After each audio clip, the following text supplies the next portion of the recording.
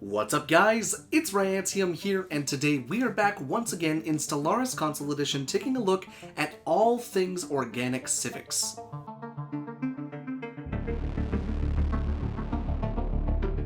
So civics, just like the traits, are the backbone of your government.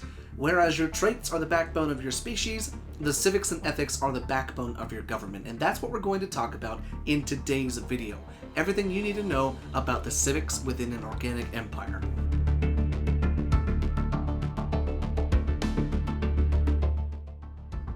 So, without further ado, let's go ahead and break this down, shall we? So we'll start off with one of the first ones that's actually kind of an interesting one, and it's known as Aristocratic Elite. Now, the Aristocratic Elite does this. It gives you a +1 governor level cap, basically meaning all of your governmental governors will be able to have a +1 level. So the default level that they'll start off with the cap is level 6, but with this you'll be able to have one that can get up to level 7. Now that's not as important because there are techs that allow you to upgrade the cap of your government, as well as different things that go along with that, and it's not the most important thing to look at. That's not why you would choose the Aristocratic Elite. The reason you would choose it is because of the second effect. So capital buildings replace some of your administrator jobs with nobles, and you can also construct noble estates on your planet that add noble jobs. Now the thing that it doesn't tell you is what the hell does the noble job even do? Well, it's actually kind of interesting. It adds +5 stability and +5 amenities from your capital. Not to mention, when you build a noble building or a noble estate, it adds another +5 amenities and another +5 stability. So this is definitely one of those things that's great, especially if you're going to have, if you have this alongside syncretic evolution, if you can even do that. Yeah, you can. If you have this along syncretic evolution and you have kind of an unhappy syncretic species that we have here, that's really meant to be almost a slave species, you can definitely, work out having more stability on your planets, which means more resources, which means more happiness, which is really, really great. And being able to have these noble jobs, it does take away from, generating amenities as an administrator, as well as maybe unity or science if you play as a technocracy, but having this Aristocratic Elite is very nice because of the special building that you can build, which is the Noble's Estate.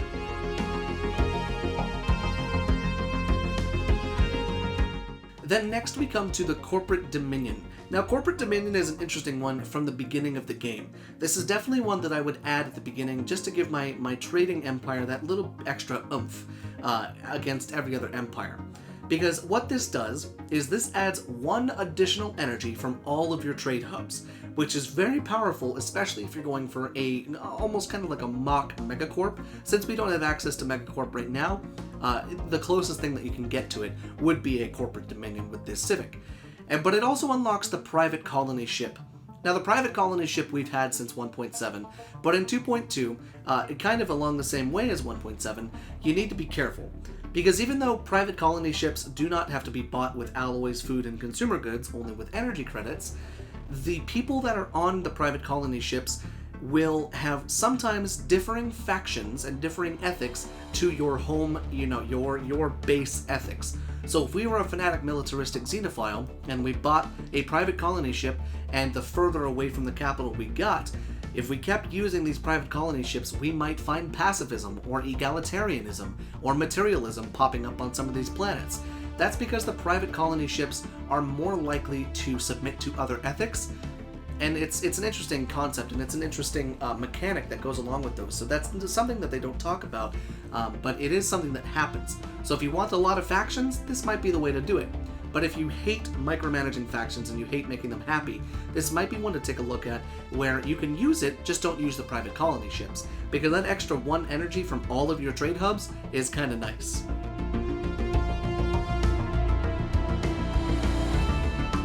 Next we have the CORVEE system. Now the CORVEE system is pop growth from immigration plus 15%, and your resettlement cost is minus 25%.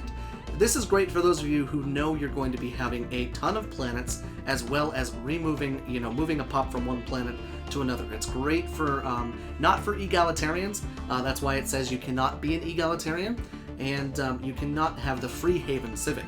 That's because egalitarians like people to have rights, and the right to be able to not move anywhere that your government tells you doesn't fall in line with egalitarians. But what's interesting is this civic, the CORVEE system, can actually fall in line with one of your traits, and I believe it's the opposite of sedentary, and that one is nomadic. Nomadic gives you another plus 15% growth from your immigration, and also reduces your resettlement costs by 25%, thus giving you a plus 30% growth speed from your immigration, as well as minus 50% of the cost it takes to move pops from one planet to another.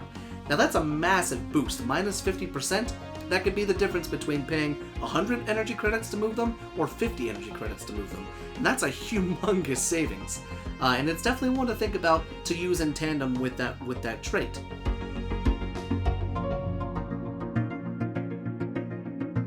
Next, we have Cutthroat Politics, and from 1.7, this one kind of got a little bit of a nerf, because in 1.7, it was free influence. This one, the edict costs 20% less. So if something costs 100 influence, it's going to cost 80 influence. If something costs 100 energy, it's going to cost 80 energy.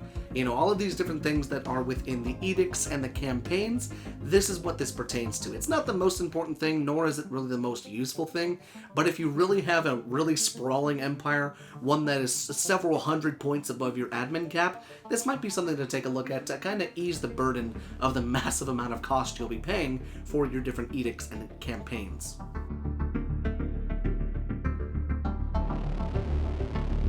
Speaking of administrative capacity, we have efficient bureaucracy. Now this one is kind of one of those things that I would add in the beginning if I was like a pacifistic empire. The reason I say that is because you get a plus 20 to your administrative capacity, and as a pacifist, you get even more administrative capacity. If you were going to do an incredibly powerful playthrough, you could be either a fanatic pacifistic xenophobe, or you could be a pacifistic fanatic xenophobe. And you could really start to unlock specific things that can really make your empire be powerful without going to war. Because you do get more admin cap being a pacifist, but having efficient bureaucracy in the beginning, it can be very powerful to be able to expand to 20 more systems, or get another colony under your belt, or build another 20 districts. It's definitely one of those things that's not the most important thing, as you can manage it with tech and traditions and everything like that, but it is there for your use.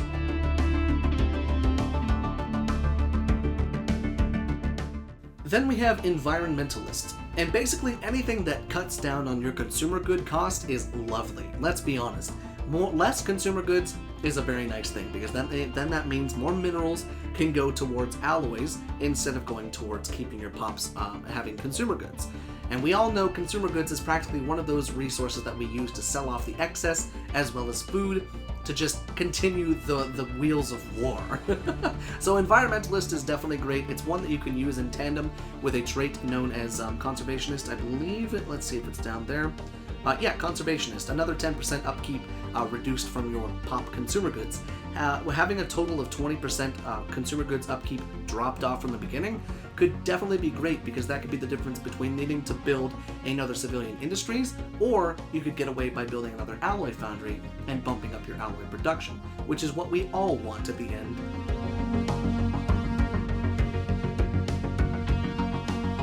Next, we have functional architecture, and this one's a no-brainer. It reduces the build cost and upkeep for all buildings and districts by 10%. If you are one that hate the cost of how much everything costs with the upkeep and everything like that, this is definitely one to take a look at, especially if you're going to be one that's trying to be a very wealthy empire.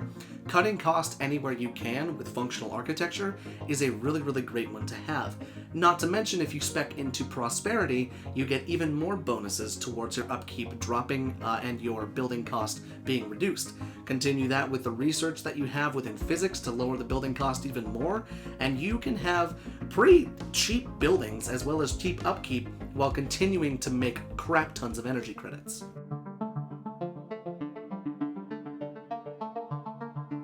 Then we come to one that's really interesting and can really buff your empire early and mid-game, as well as late game if you decide you need that extra oomph in your specialist output, and that's meritocracy.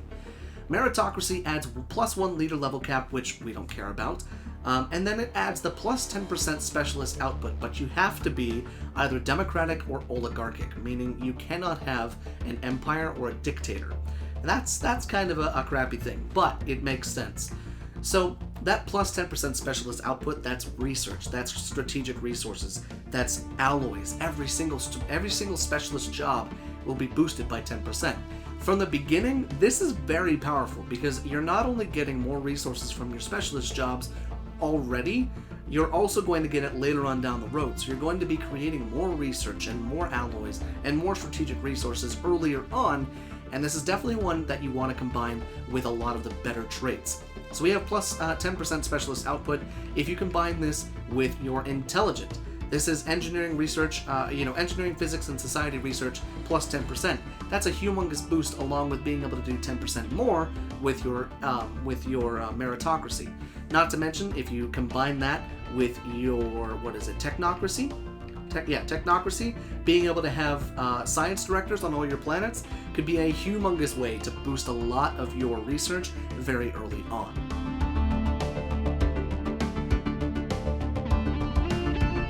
Then we have one that I absolutely love so much, and that's mining guilds. Mining guilds adds 1 mineral from all of your miners' jobs, which means if you have 2 mining jobs that extract 4 minerals each, they'll now extract 5 minerals each, which is a great thing.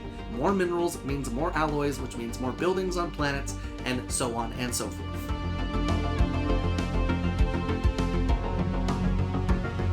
Then we get to police state. Police state is actually one that I tend to do later on down the road rather than starting it off at the beginning, because police state increases the stability by 5 and makes all of your enforcers produce 1 unity. Now, your enforcers are also the people that are inside of your planetary capitals. You have enforcers inside of your capital building, as well as the enforcement buildings that you can build on the planet other than your capital. And this is really powerful because being able to increase the stability by a flat 5 is very nice. Now, enforcers don't increase the stability. This is simply just a flat 5 to all of your planets. And it's really great because later on down the road, if, say, your planets are getting up and running, your economy's looking great, and you spec this in later on down the road, you can get a plus 5 stability to all your planets, which then will boost the resource production of all your planets, because the higher the stability, the higher the happiness, the better resource output you have on your planets. So it's very important to have high stability, and police state can really make that happen.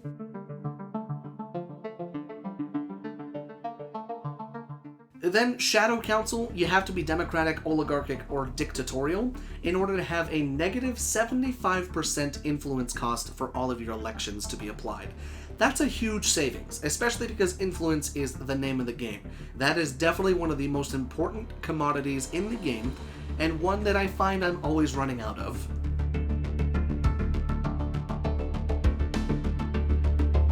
Then we have a Utopia civic. I believe this only comes with Utopia, and that's Syncretic Evolution. Now, Syncretic Evolution is a great way to start off the game with more pops, which, what have I always said? More pops equals more happiness, which equals more pizza. But your Syncretic Evolution, it creates a secondary species, and that secondary species is servile. Now, the interesting thing about that is if we go ahead and take a look at that, we come down to traits. They have servile. Now, what that means is happiness plus 10%, resources from all jobs plus 10%, but they cannot generate leaders and they cannot be employed in ruler or specialist jobs. Now, that's the important distinction. They will boost your raw resource extraction jobs, but they will not boost your specialist jobs, and that's because they cannot be employed as specialists. But they can be very powerful in the beginning, especially if, with that 10% boost, you're getting 10% more energy, minerals, and food right off the bat.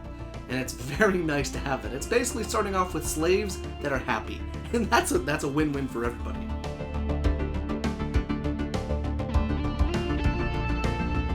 Then we have one that's a fairly interesting way of playing it, but you have to be some degree of pacifist. Now, what this is, Agrarian IDYLL.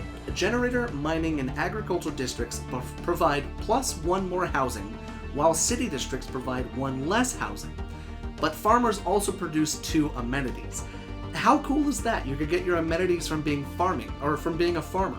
It's a very fun way of playing because you get more housing from all of the things that make, your planet beautiful. Your farming districts, your generator districts, maybe not your mining districts, but it's a very cool way to play because you get that extra housing from everywhere else, and you get less housing from your city districts. So it's a really fun way to play, especially as a pacifist, especially if you want to really, really focus on the raw resource extraction while not really having to worry about too much of the amenities. Because as long as you build a couple farms on every planet, or you have the amenities, down with your holo theaters or luxury residences, you should be okay. And extra amenities is always a good thing to have.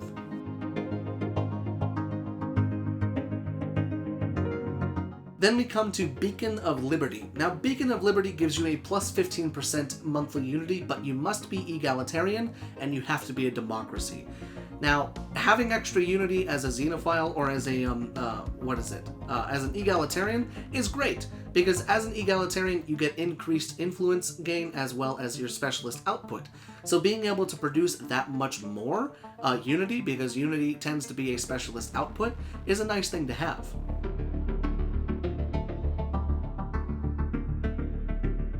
Then we have Citizen Service. Now, Citizen Service makes your soldiers also produce 2 unity, and your total naval capacity is increased by 15%. Now, that doesn't mean your soldiers will create 15% naval capacity every time there's a job filled, but what that does mean is you get a flat 15% at the beginning of the game, giving you plus 15% more naval capacity, which is great, but you have to be some degree of militarist. And obviously, more unity is never a bad thing.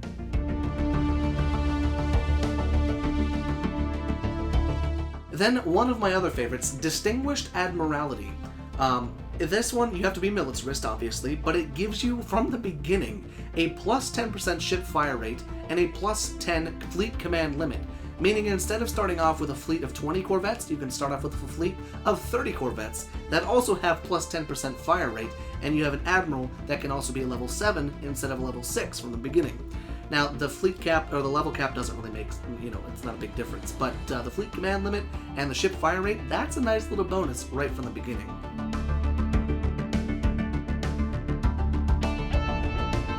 Then we have one that is very much so geared towards the spiritualist playstyle, and that is your capital buildings replace some of your administrator jobs with your high priests, and the high priests produce 1 additional unity. Now, the Exalted Priesthood is nice because if you really want to do an uber spiritualist playthrough, this is the way to do it. Now, as a spiritualist, you get increased unity and decreased edict cost. Not to mention, you can build the temples, and the temples is a great way to boost your unity production as well. And if all of your capital buildings are also going to be producing lots of unity, this is a wonderful way to snowball your unity production to really blow through those traditions, as well as get all of those unity ambitions going on later down the road.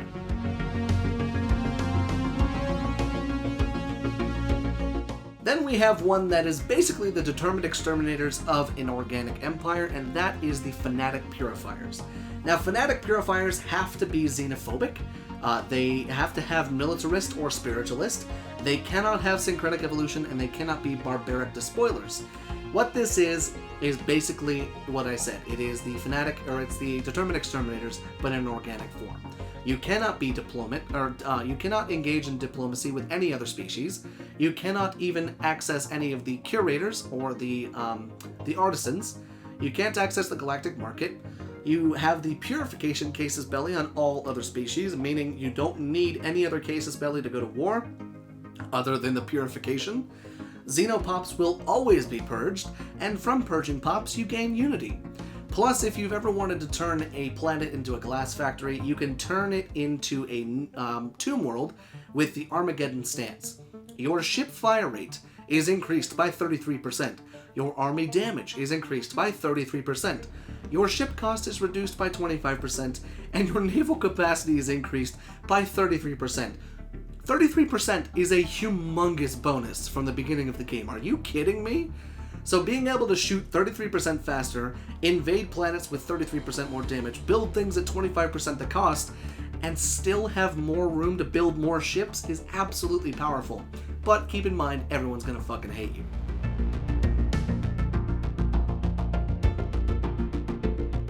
Then we have one that's fairly interesting, and it's one that I'm not very familiar with, but I'm going to try and break it down the best way I can, and that's the feudal society. Now, the feudal society, the effective subject power on relations is reduced by 50%, but all subjects are allowed to expand into unclaimed systems. That's the part that I'm fuzzy on, but the subject power on relations is this. When you have a subject, depending on the power difference between you, will determine how loyal they are and how much they like you. So you want that to be as low as possible so that they're always loyal, that they'll always like you, and that they will fight with you as well. So having that minus 50% is really, really nice, because if you have, a subject relation of negative 100, now you'll only have one of negative 50, and it brings you a little bit closer to being all right with each other. But the unclaimed systems thing, I have no idea how that works. I wish I did, but I've never played with this one as much. So I hope that maybe the feudal society can get a little bit more fleshed out, because even on PC, I have no idea what this means.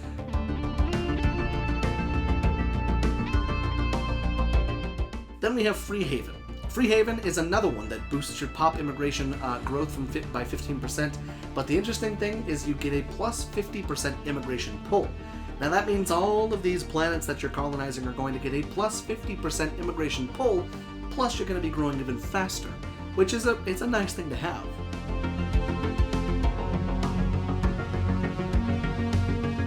Idealistic Foundation just generates plus 5% citizen pop happiness. It's an okay one to have. You gotta be egalitarian to do it. And extra happiness is great because that means more resources and more pizza, but at the same time, I would not waste a Civic on just bumping it up by 5%.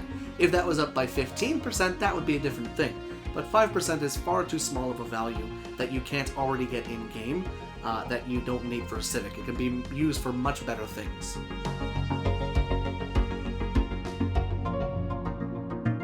Now, the Imperial cult. You have to be either authoritarian or spiritualist, and you have to be an Imperial authority, but it gives you a plus 25% edict duration from the beginning of the game, and it gives you a plus 10% governing ethics attraction, which is always great, because if you don't like your factions, kind of like me, being able to have that extra 10% is very, very nice. Not to mention, as an authoritarian government type, you get more influence and more worker basic resource output. So being able to have, longer edict durations as well as more of your people fall in line is a very nice thing to have.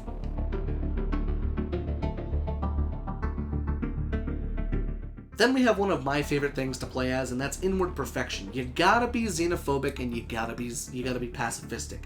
This is one of those that you can play with that we talked about earlier up.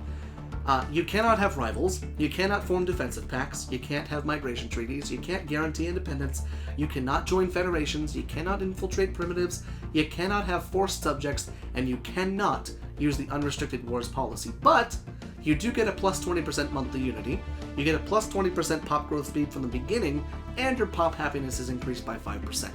Now the happiness, yeah, it's okay from the beginning, but the monthly unity and the pop growth speed, holy crap.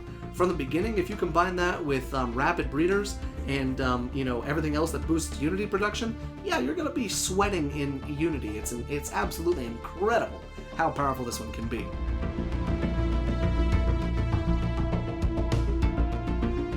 Then we have another Utopia one, I believe that's Mechanist, starting with 8 pops being robots, and the technology and infrastructure to build more, meaning you already have access to the robot technology as well as the machine assembly plant or the robot assembly plant that you can build on the planet.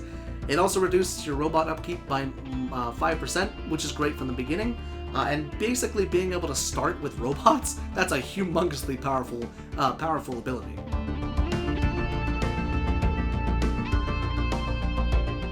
Nationalistic Zeal is always a fun one because it reduces the amount of your war exhaustion gain by 10% and your claim influence cost by 10%. So if you're going to be a very hyper-aggressive expander, only really claiming your neighbor empire stuff and really expanding that way, this is one that you could definitely use. Now, Nationalistic Zeal can also be researched, a type of thing, where it reduces the amount of war exhaustion you gain as well as the cost of your claims. But it's definitely one to keep from the beginning if you plan on being aggressive in the early game.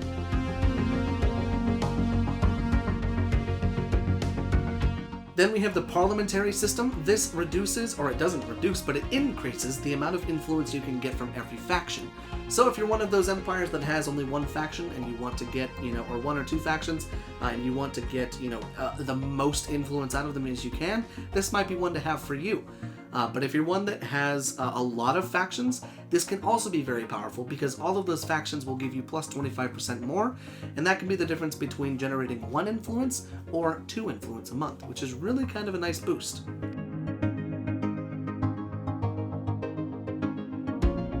Then Philosopher King, never use it. That's all I'm gonna say.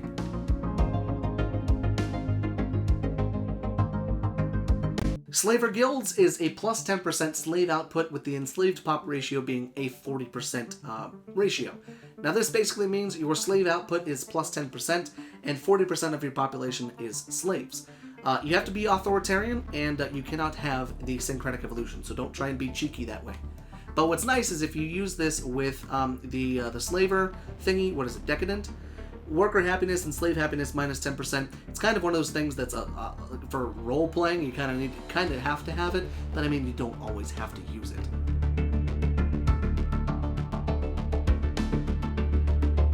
Then we're coming down to the last two: technocracy and warrior culture. Technocracy you've heard me talk about many times before, and it is a fun one to use. Every planet you get will replace some of your capital building's administrator jobs with science directors. That means you're going to get free research on every single damn planet. Combine that with the intelligent trait and anything else that can boost your research income and specialist output, and you are going to be drowning in research. It's amazing, especially from the beginning of the game.